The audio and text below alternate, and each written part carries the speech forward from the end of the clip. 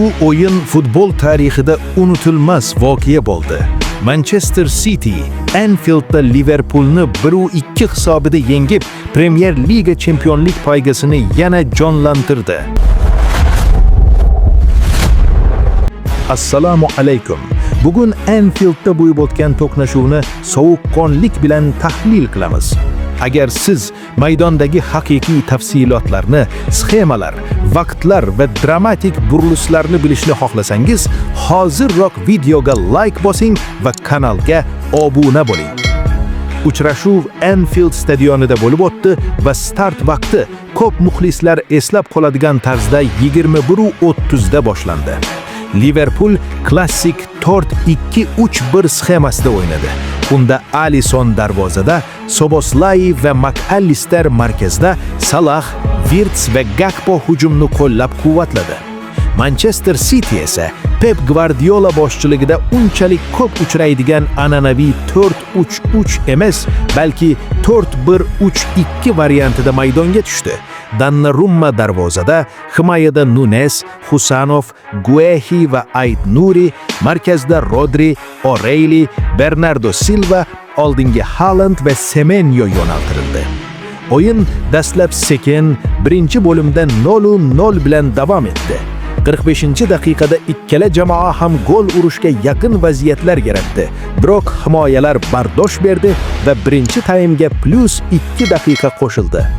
Ikkinchi taymning 74-daqiqasida Liverpool uzoqdan erkin zarbadan gol kiritdi. Dominik Szoboszlai 30 yardli kuchli zarba bilan hisobni ochdi. Bu holat mezbonlar uchun katta turtki bo'ldi. 84-daqiqada City kutgan hujumi samara berdi. Bernardo Silva Haalandning uzatmasidan keyin kichik masofadan aniq zarba bilan gol urdi. Hisob 1-1 ga keldi. Uchrashuv vaqtiga qo'shimcha daqiqalar kiritildi va 90+3-daqiqada dramatik penalti belgilandi. Erling Haaland bu penalti imkoniyatini sovuqqonlik bilan golga aylantirdi. 2-1. Biroq dramatik burilishlar shu bilan to'xtamadi. Dominik Szoboszlai Haalandga hujum qilayotganda qo'l bilan to'pni to'xtagani uchun qizil kartochka oldi. Bu Liverpool jamoasi uchun katta zarba bo'ldi. Abduqodir Husanov bugun Manchester City tarkibida bosh himoyachi sifatida maydonga tushdi.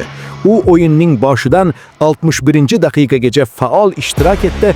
Markaziy himoyada Liverpool hujumlarini to'xtatish uchun kurash olib bordi hamda jamoaning umumiy himoya chizig'ini mustahkamlashga hissa qo'shdi. Ammo jarohat xavfi sabab bosh murabbiy Guardiola uni ehtiyot chorasi sifatida almashtirib, uning o'rniga Ruben Dias maydonga tushirildi. Bu qaror City himoyasini qayta tuzishga olib keldi va keyingi daqiqalarda jamoa nazoratni saqlab qoldi. O'yinda umumiy temp yuqori edi. Birinchi bo'limda City nazoratni qo'lga oldi, Liverpool esa ikkinchi bo'limda ko'proq vaziyat yaratishga harakat qildi. VAR qarorlari, ikkinchi daqiqadagi penalti va Szoboszlai qizil kartochkasi dramatik sahnani yanada kuchaytirdi. Bu esa o'yinning oxirigacha tomoshabinlarni ushlab turdi. Bu g'alaba Manchester City'ni chempionlik poygasida yuqori pog'onada ushlab turish uchun juda muhim bo'ldi. Chunki Arsenaldan yetakchilikni olib qo'yish uchun City yana kuchli bosim o'tkazmoqda. Liverpool esa uyida mag'lubiyatga uchragan ham mavsum davomida o'z pozitsiyasini yaxshilash uchun kurashda davom etmoqda. Sizningcha Manchester City bu dramatik g'alaba bilan chempionlik poygasida barqaror ustunlikni saqlab qola oladimi? Yoki Liverpool o'zini qayta tiklab, keyingi uchrashuvlarda javob qaytara oladimi?